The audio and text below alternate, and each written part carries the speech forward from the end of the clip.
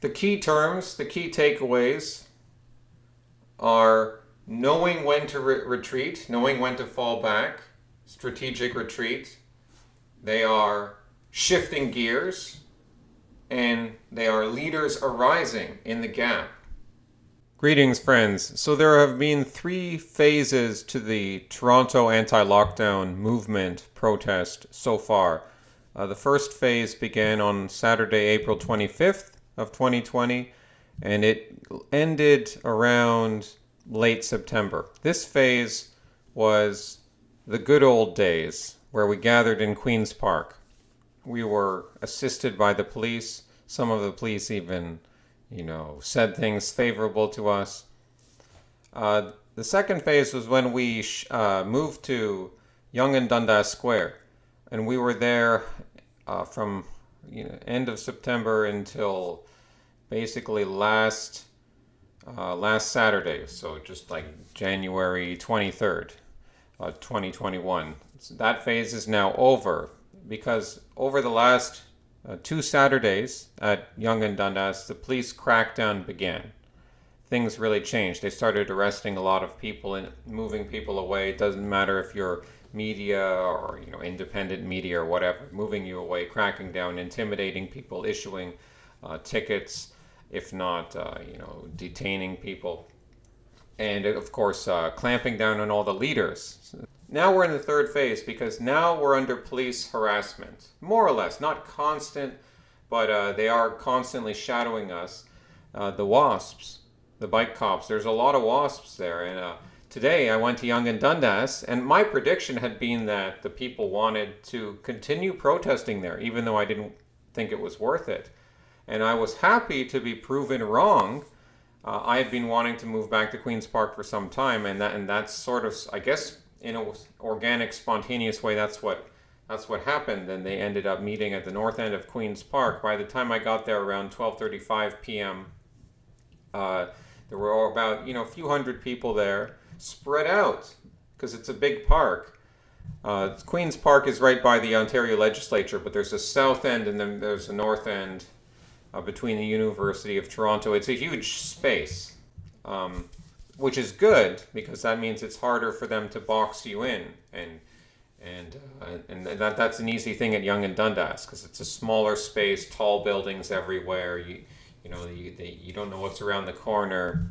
You have less of a line of sight. But at Queen's Park, you have a big line of sight, many different angles you can approach from, and there were still about 30 WASPs on their bikes when I arrived, and that's an uncomfortable sight. That shows you that they're looking to do something. But what they want to do is they want you to get separated, and then they can zoom in on you and do something like that. So you're not supposed to be a straggler, but when you are assembling, it is good to maintain a certain distance. And this is something I saw, which is good. People were not all in one area. And this is one of the interesting things I want to talk about in this video, is that what happens to a movement when you cut off its head? When you cut off, like when you're playing whack-a-mole and you're whacking all the moles, because each leader is like a mole. Anyone can be a leader if they have a bare minimum of charisma. And so you keep whacking them, but others keep rising up. And so what happens? I mean, it's not good not to have leaders. It's much better to have a well-run organization, of course. But what's the beauty of a grassroots movement is because it's based in truth. It's based in people's real life experience and what's important to them. It's like that's an everlasting wellspring that you can always draw upon, and that's why you'll always get people filling the gap. And right now, because the movement is more or less leaderless, different people are rising up. We're shifting gears. We're behaving differently. That's why we're in now the third phase of this protest movement. Things are more tense now with the police. We have to be more on the watch for them. And the march starts much earlier now. We would be public speaking for like 2 hours back in what was not that long ago, but seems like a different time. Although it was after lockdowns began, where they have the long public speaking for up to 2 hours.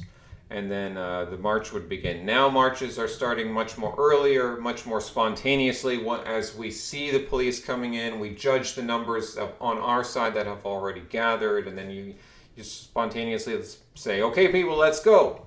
And there's no specific leader doing that. It's just the crowd sort of, is willing to follow someone with a megaphone that's willing to like fill the role. And there are several men that are just doing that are, some of them have been around for a while, of course. It's not like they're just random people. So it's interesting how this adaptation is happening. And I'm glad, because Dundas Square was not the hill to fight and die on. I mean that figuratively, of course. No, I don't advocate violence. I mean that figuratively in the way that a protest is a show of force to bring about change in society. That's not the hill to fight on. It's a demonic place. We're good to be out of there. We don't need to go back there, unless maybe things are really change in the future, which it's not going that direction. What happens is we move back, we regroup, you spread out. Watch out for your stragglers. So when you're marching, don't go too fast to get all the march spread out, because then bite cops, wasps, they can swoop in, they can cut you off. And obviously don't get into fights with the police, and try not to get into fights with anyone else who's yelling obscenities at you. And the thing is, on the march, we don't know where is this march even going? In the past, there was a set route that the routes changed, but generally the police would know the route. We would tell them before we're going to march, and then they would escort us. They still escort us, but not quite in the same way. They're just, they don't know what the route is, but they see a lot of us don't know where it's going to end up either. So there's no leader. They arrested Kellyanne Wolf again this morning. And then they're just finding that, well, now you have a situation where things are happening organically, and because no one on the march knows where it's ultimately going to end up, in what part of the city, what streets it's going to take, then of course neither can the police know what's going on. So by cracking down on these anti-lockdown protests, the police is inadvertently making their problem, at least from their viewpoint, it's a problem, they want it to go away, but are they not making it worse? Because they are effectively driving us out into the city for a much greater time, and doing different neighborhoods. So you're exposing us to way more of the public than we would otherwise be exposed. We would be contained for at least 2 hours in one location.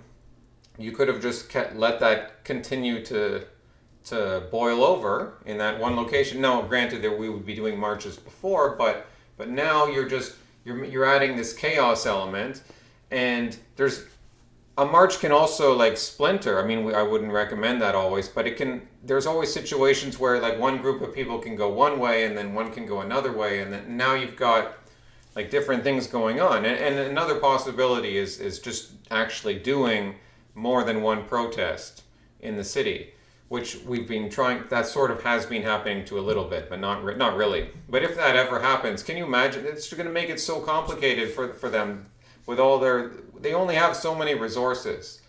They can't be everywhere at once.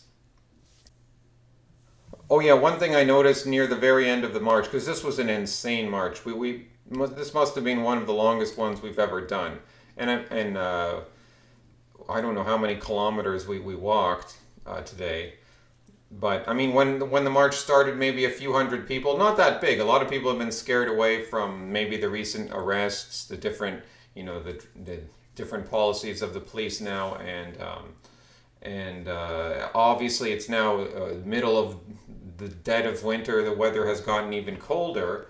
This is going to deter a lot of people. And look, we've been watching this thing go up and down for almost coming close to a year now. It started out a few hundreds of people, hung around a few hundreds. It went up to some thousands at Yonge and Dundas. I'm pretty sure once the march got going, it seemed like we got joined by some significant number of people. I could be mistaken, but I mean, people could hear, oh, you're on Bloor Street now. And like, how can the police, they can't surround you in Queen's Park unless they literally bring out hundreds of officers, like, because it's such a huge spot. And then likewise on the march, all you have to do is prevent yourself from getting kettled.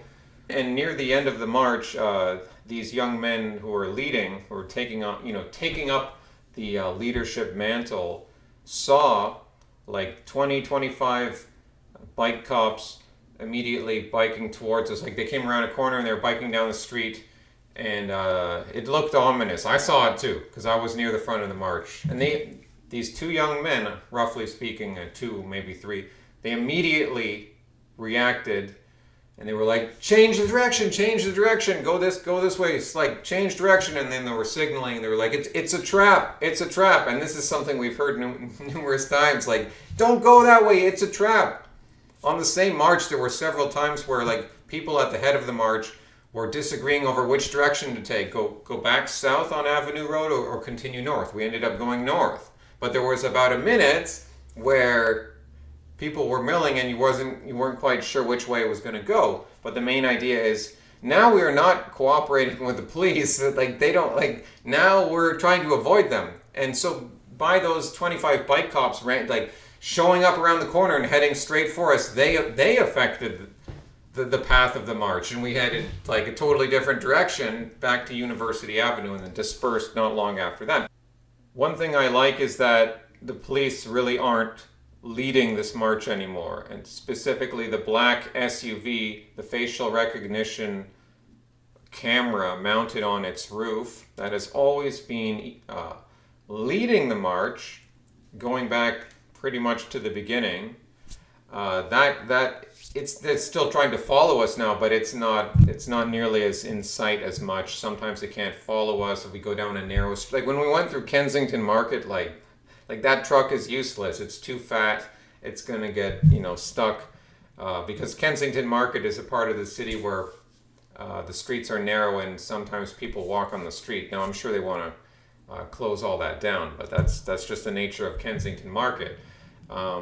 Not that I think that most of the people in Kensington Market would like us. I think the people there would probably be super liberal. That's my guess. But so the benefit of having no single leader, despite all the obvious disadvantages, but there is a significant benefit, which besides, like I said, it's feeding on truth. It's feeding on people's real experience, which is always going to be a wellspring to feed the movement. But the main thing is that when you're temporarily leaderless, you just behave like a virus. You can't be if there's no leader, then how do you isolate this movement? I mean, you really have to go full 1984, which they're trying to do, and they are moving in that direction. But they've built more of a society on a brave new world, placate people, make people passive and weak, indulge in all their pleasures. That's sort of more of the society I see here. It's predominantly a question of weak men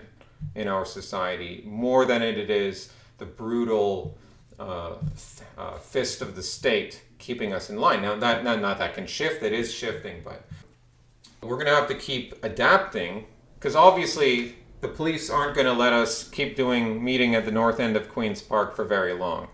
And you can't be relying on Facebook groups and stuff. It's going to have to move into everyone has a list of people that they call.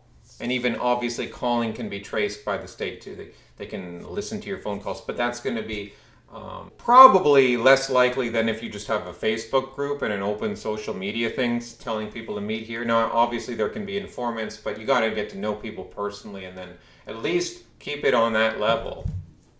And that's the best we can do for now. And then that way you're having a more organic communication. But that's going to limit your numbers. But it's you got to do what you can do to keep adapting. So I like what I see. I'm optimistic. Obviously, I'm black-pilled, and who knows? We're all going to end up in camps. But I like what I'm seeing in the short term. It's encouraging. Hasta luego, amigos.